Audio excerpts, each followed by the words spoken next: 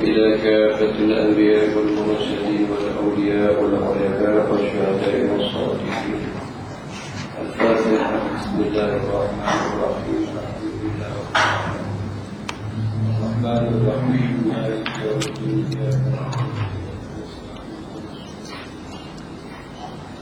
صراط الذين أنعمت عليهم غير المغضوب عليهم. الحمد لله رب العالمين والصلاة والسلام على سيدنا محمد وعلى آله وصحبه أجمعين. اللهم اشرح لنا صدورنا ويسر لنا أمورنا. ربنا افتح بيننا وبين قومنا وأنت خير الفاتحين. رحمه الله. Mutasyarak 41. Masih lagi Imam Razali rahimahullah ta'ala berbicara tentang takwa. Beliau sebut dalam kitab Minhajul Abidin. Faedah takwa ini banyak. Disebut dalam kitab dia ini sebanyak 12 faedah takwa, atau hasil yang kita dapat daripada takwa kepada Allah Subhanahu wa ta'ala. Takwa artinya takut Tuhan. Itu dari segi bahasa yang mudah. Takwa artinya takut akan Allah. Dan maknanya menjunjung perintah Allah dan meninggal larangan Allah. Namun hak melepasnya. Keenam daripada faedah takwa, diampunkan segala dosa. Hamba yang takwa kepada Allah, dosanya diampun.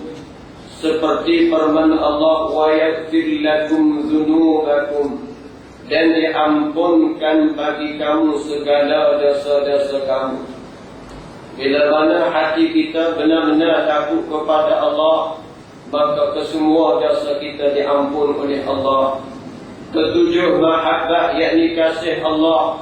Seperti firman Allah, innallaha yuhibbul muttaqin, bahawasanya Allah kasih akan orang yang takut. Inna litaqi, ayatnya semua tidak sungguh Allah kadang menyintai orang yang takwa kepadanya. Muttaqin artinya orang yang sangat takut akan Allah. Takut segenap segi, takut setiap sudut.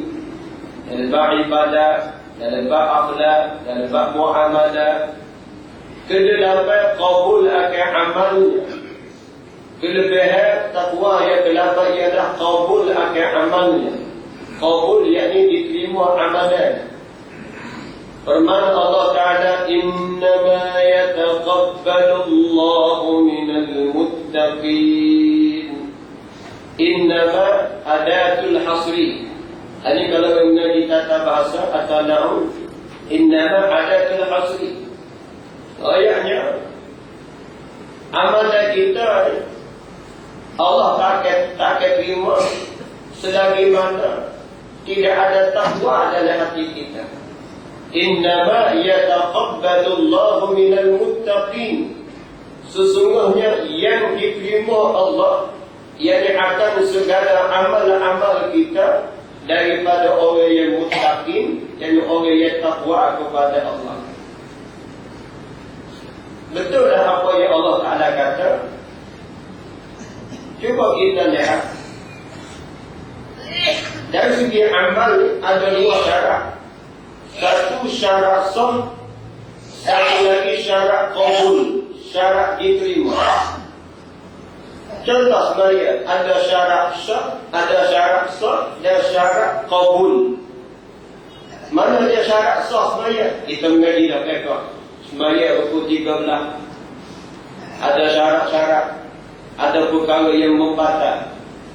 Bila kita buat, kita jaga syarat sebenarnya, dan kita jaga perkara yang membatalkan semaya, dan kita nak sadar ke rukun semaya 13, maka sah. Itu satu peringkat baru. Peringkat yang keduanya syarat qabul, yakni syarat Allah nak terima semaya tadi. Apa dia syarat Allah nak terima semaya kita? pakaian kita mestilah bersih daripada yang haram. Maknanya kalau pakaian solat kita dibeli dengan duit yang haram, Allah tak terima sembahyang kita. Kita pakai pakaian sembahyang beli dengan duit haram, Allah tak terima sembahyang kita. Sebab orang takwa tak akan beli pakaian sembahyang dengan duit yang haram. Orang yang takwa dia petai lagi dia tak terlibat dengan duit yang haram. Atau pakaian kita 100% sudah halal, namun makan minum kita ada yang haram, Allah tak terima solat kita. Kita berdoa, Allah tak terima doa kita. Allah tak akan terima doa yang mana makannya benda yang haram atau minumannya yang haram. Allah tak akan terima. Sebab orang yang muttaqi dia tak akan makan benda yang haram. Orang yang muttaqi dia tak minum benda yang haram. Orang muttaqi dia tak akan buat kerja yang haram. Orang muttaqi dia tak akan ambil semua yang haram. Syarat Allah nak terima ibadat kita mestilah muttaqin. Bila sebut kata muttaqin, kita menjauhi larangan-larangan Allah. Maksudnya haram dalam bab makan minum, haram dalam bab pakaian, haram dalam bab kerja, haram segala-gala kita tinggalkan. Oh, jadi muttaqin. Innama yataqabbalu Allahu minal muttaqin. Jadi hidup kita kalau tidak ada takwa, jangan harap Allah nak terima ibadat kita. Sebab Allah Ta'ala kecek dengan ayat innama yataqabbalu Allahu minal muttaqin. Sesungguhnya Allah terima ibadat-ibadat hamba di kalangan orang yang takwa, yakni takut kepada Allah. Maka kita sudah halal, hati kita pula mesti bersih daripada sifat mazmumah. Hati mesti bersih daripada sifat mazmumah. Hati mesti clear daripada sifat-sifat yang dicela. Baru Allah terima ibadat solat kita. Kita pergi ke Mekah buat orang baik, buat haji baik, guna duit yang haram, Allah tak terima haji kita. Kita pergi buat murah cuti sekolah, guna duit haram, Allah tak terima umrah kita. Sebab ada muttaqi. Begitulah. Apa lagi? Kita sedekah, buat jariah. Duit yang kita sedekah itu duit yang tidak halal, duit haram. Allah tak terima amal jariah kita. Allah Ta'ala kata innama yataqabbalu Allahu minal muttaqin. Jadi orang yang takwa, orang yang benar-benar takut kepada Allah, dia akan berusaha memastikan segala sumber-sumber yang masuk kepadanya halal 100%. Subhat dia tak nak apatah lagi dia haram. Begitu juga orang takwa, dia akan berusaha untuk mengclearkan hati daripada sifat-sifat mazmumah. Barulah ibadat kita diterima oleh Allah. Dari segi buat tu kena buat. Kemudian usaha lagi dan lagi untuk bersihkan hati kita daripada mazmumah, sifat-sifat yang dicela. Begitu juga kerja kita, pendapatan kita, perniagaan kita, jawatan kita, tugas yang kita pegang. Itu kena bersih daripada larangan-larangan Allah. Maulah ibadat kita diterima oleh Allah Subhanahu wa Ta'ala. Ke-9 daripada 12 ikram, yakni mulia oleh Allah, dan membesar, yakni membesar oleh Allah, seperti firman Allah, inna akramakum indallahi atqakum. Sesungguhnya yang paling mulia di kalangan kamu, bahawasanya yang terlebih mulia kamu pada Allah, yakni di sisi Allah, yang terlebih takut. Atqakum, yang terlebih takut di kalangan kamu. Dan Allah Ta'ala sebut dengan apa? Tauhid pula, inna sesungguhnya, inna akramakum, sesungguhnya yang paling mulia di kalangan kamu di sisi Allah, atqakum, ialah yang paling kuat takwa kepada Allah. Sebab Nabi kata, la fadla li abyadi ala aswad wala li arabi ala ahjari illa bi taqwallahi. Tidak ada lebih orang kulit putih di atas kulit hitam. Tidak ada kelebihan orang Arab di atas orang tidak Arab. Yang melebihinya illa bi taqwallah, kecuali dengan takwa Allah. Baik orang Arab ke mutakwa kepada Allah, mulah mulia di sisi Allah. Mu orang ajam, orang bukan bahasa Arab, takwa kepada Allah, kamulah mulia di sisi Allah. Kita kulit putih, takwa kepada Allah, maka kita lah mulia di sisi Allah. Kita kulit hitam, kita takwa, kita lah mulia di sisi Allah. Tengok bila berubah, bukan kulit putih pun, tapi tingginya takwanya, maka dia mulia di sisi Allah.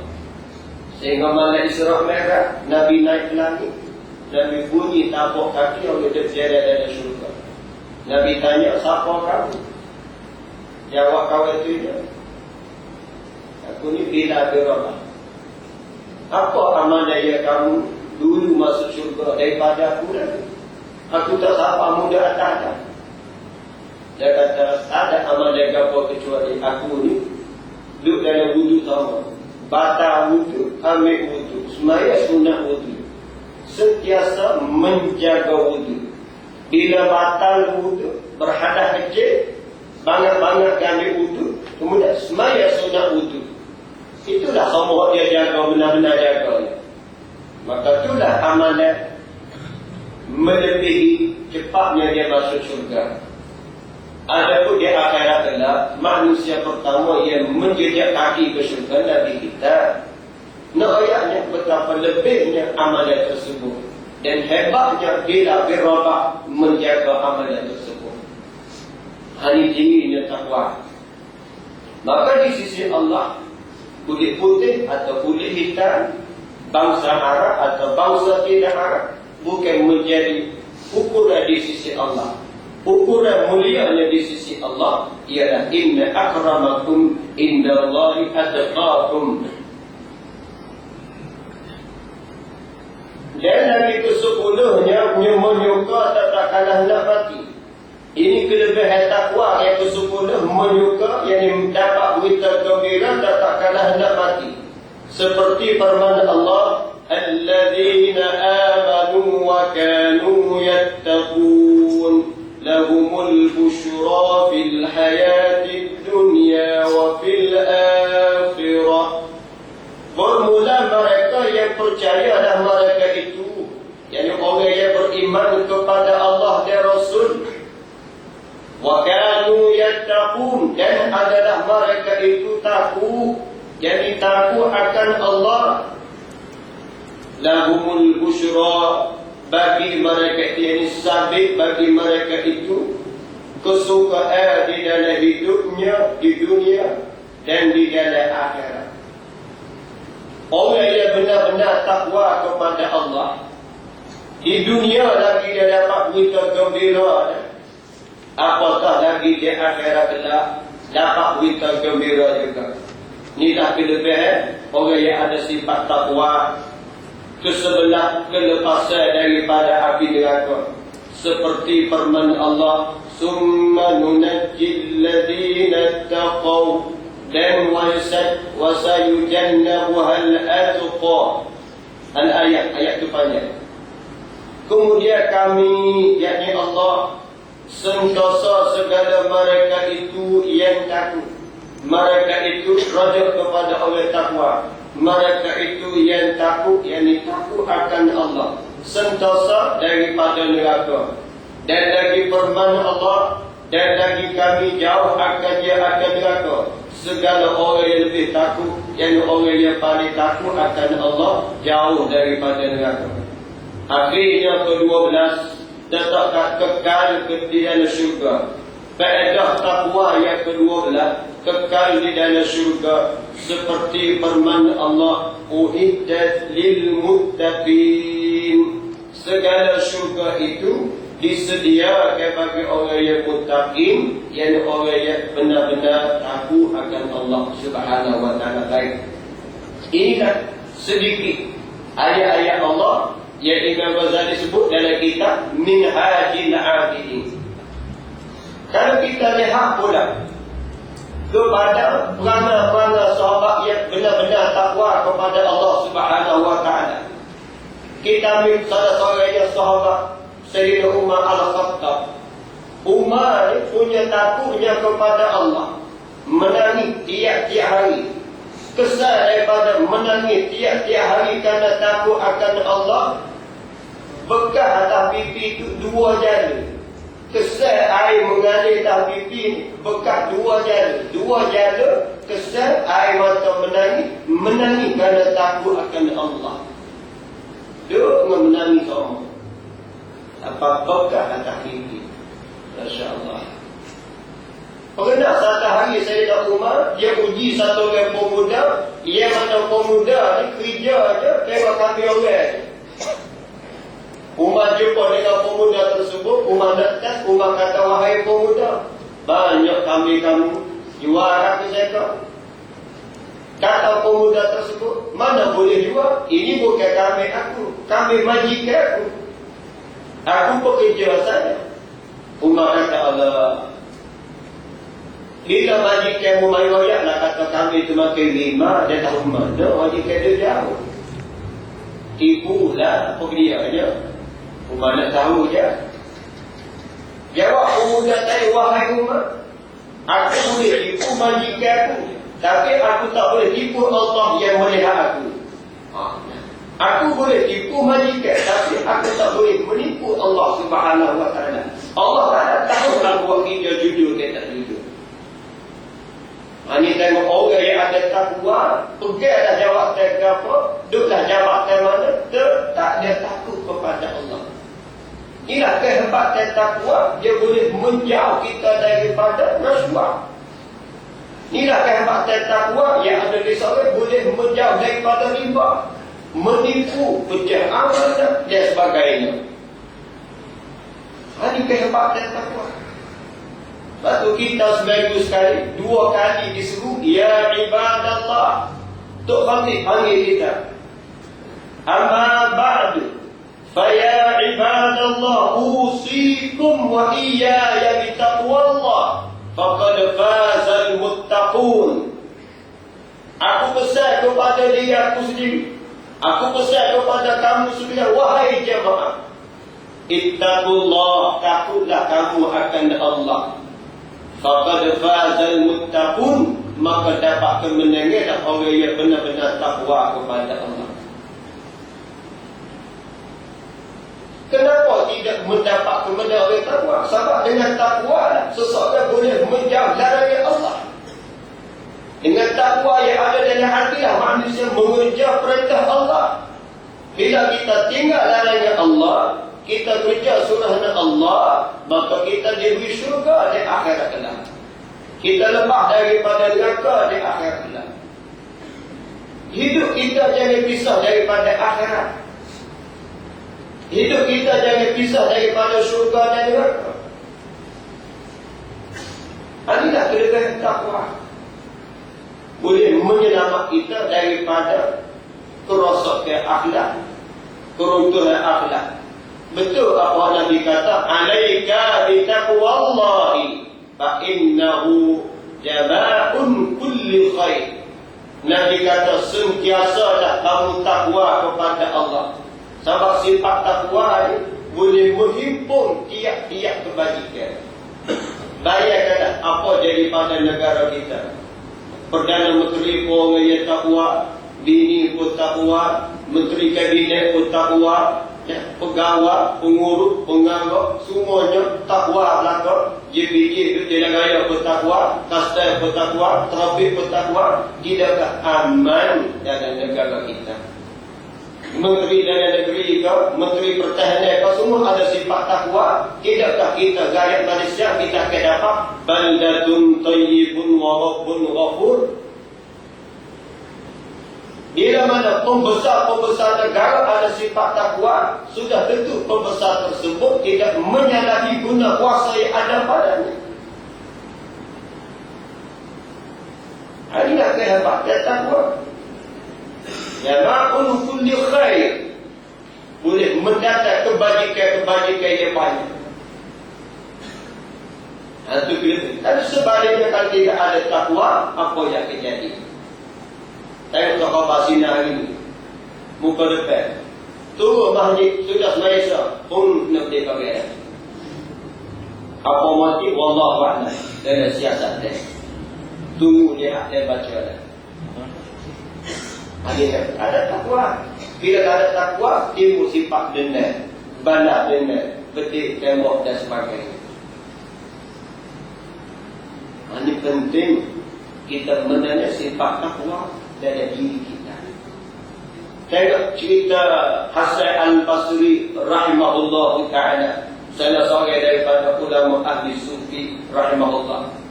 Hasan Basri pernah juga dia kerja jaga kebun majikan.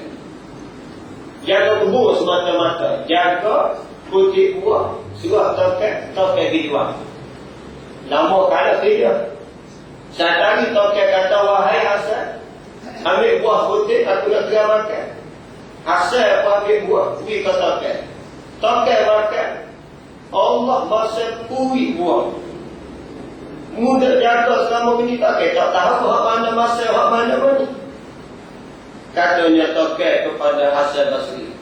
Jawab Hasan, wahai toket, wahai majikan, aku diberi amanah untuk jaga kebun sahaja. Aku diberi amanah untuk jaga kebun sahaja. Aku bukan diberi amanah untuk kecak buah. Selama aku kerja, aku tak pernah kecak buah dari kebun ni. Usaha makan kecak pun tak. Sebab aku tak tahu mana hak masak, mana hak mani.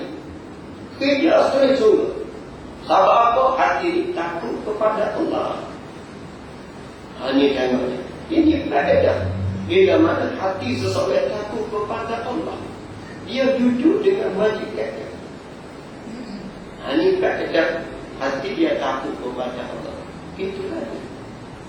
Saya kalau manusia ni, kita tak kencang sebab tu orang kita. Ini yang kerja tak ada kencang sebenarnya. Siapa tak tahu mana buah mani, mana buah masak. Ini tengok. Itulah kelebihan sifat takwa yang ada dalam hati. Baiklah. Maka inilah, kata Imam Ghazali pula, maka inilah sekaliannya kebajikan dan bahagia di dalam dua negeri. Mana dua negeri yang di dunia dan akhirat.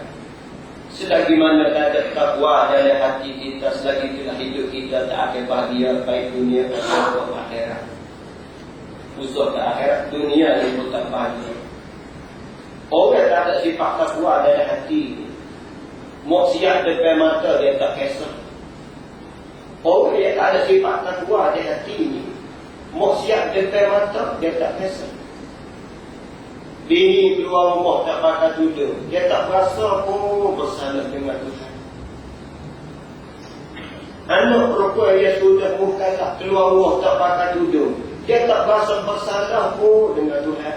Sebab tak ada takwa dalam hati suami, tak ada takwa dalam hati pak. Dia ni kalau kita nak gambar, orang kita boleh ngatur masalah Protestan. Mana-mana masalah Protestan. Masalah ni kan pakai baju kita, seluar kita, tudung tak pakai. Itu panggil masalah Protestan.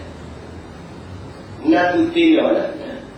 Boleh natutina Allah, baju kita, seluar jeans kita, tudung tak ada.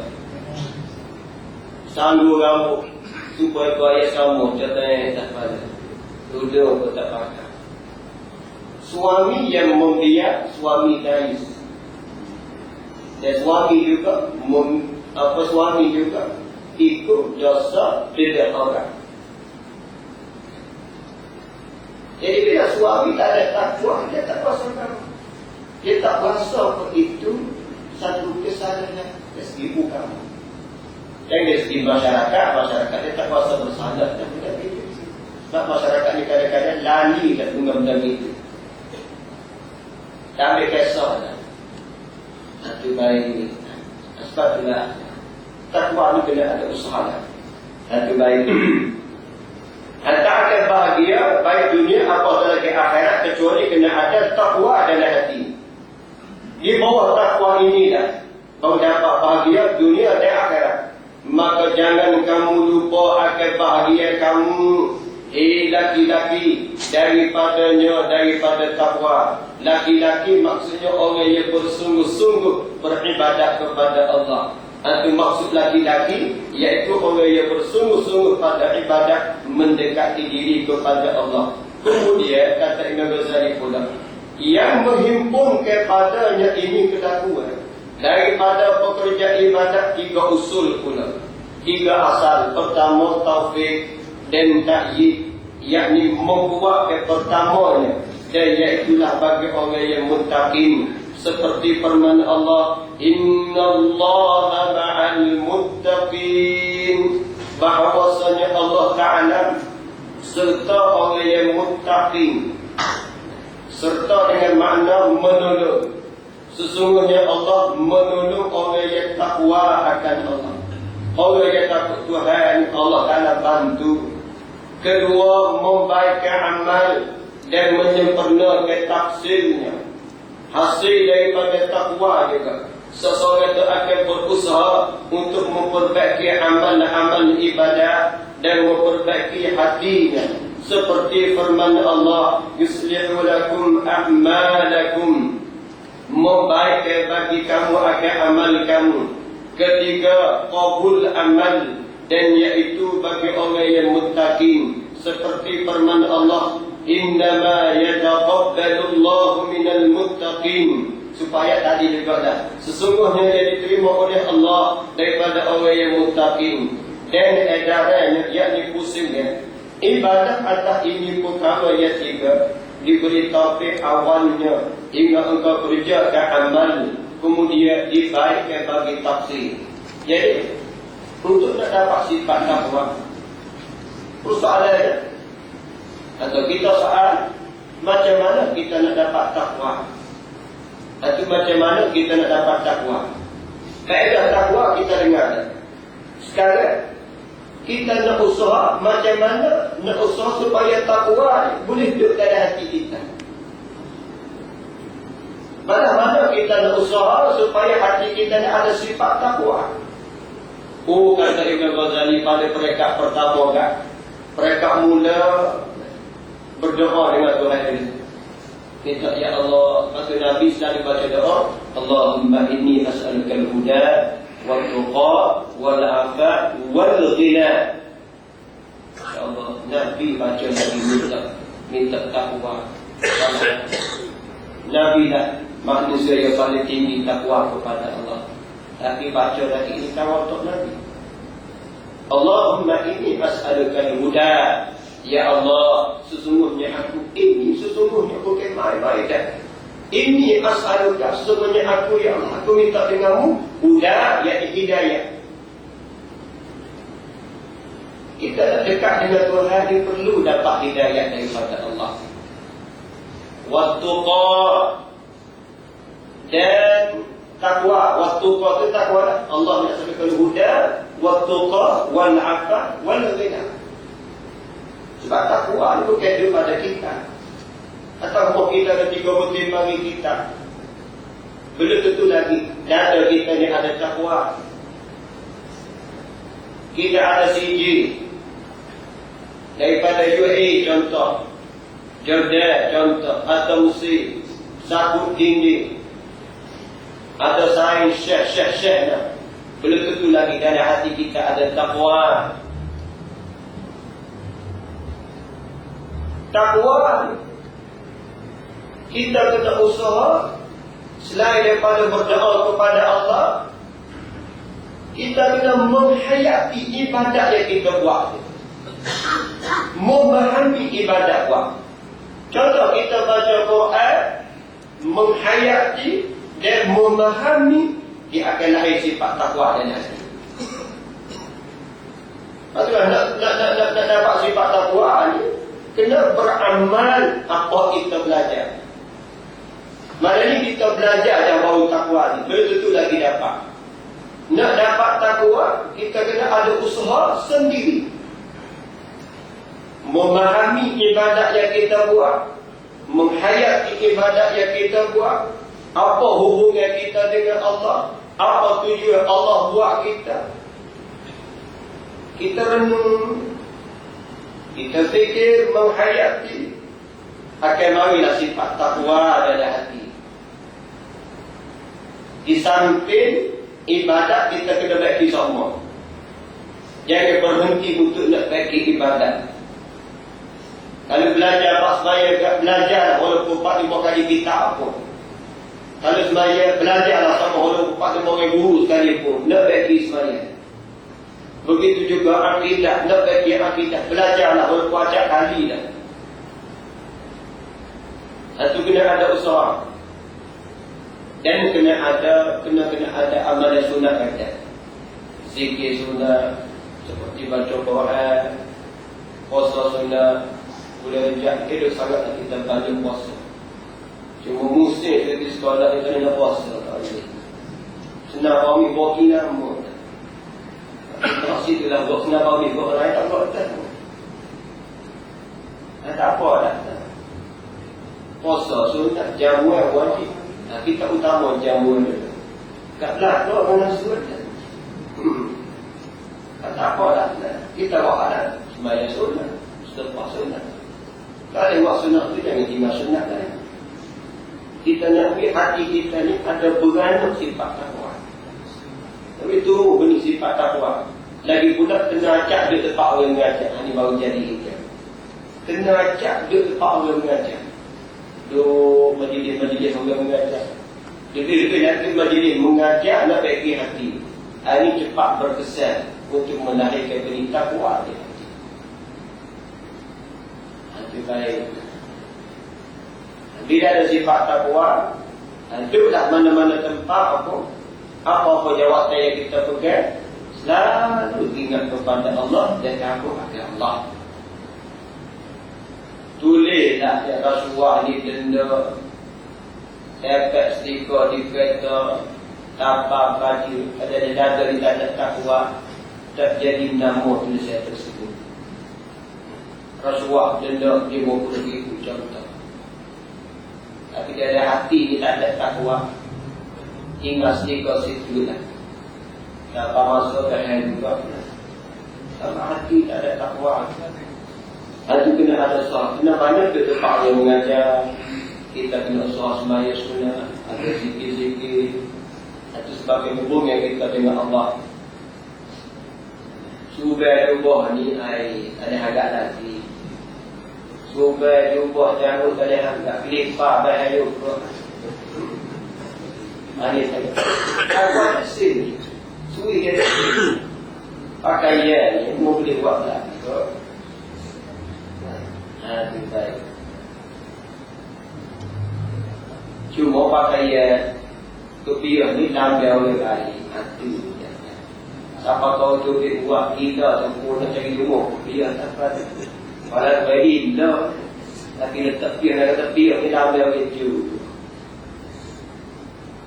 Asalnya gitu lah. Tapi ada zaman menyalahi undang-undang. Itu baik.